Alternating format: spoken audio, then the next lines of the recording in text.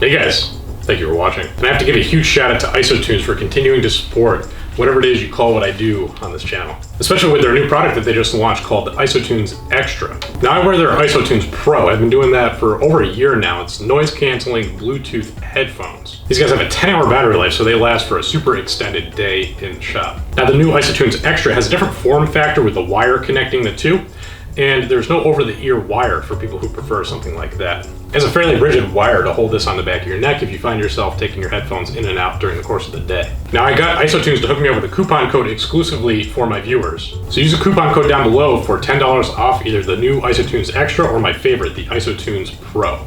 And honestly, I only endorse these headphones because I use them myself in the shop every day.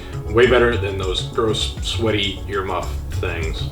More details on this bench in the website article linked down below or at jackmanworks.com. I don't usually do minimal tool projects, so this was a lot of fun. And if this is your first time here, I'd love to have you subscribe to stick around and keep tabs on the latest Jackman project. Coming up next, doing a little something with this guy that I stole from Jimmy's place. I'll see you on the next build, and in the meantime, I'll link some more power carving videos on the screen for you to check out. Thanks for watching.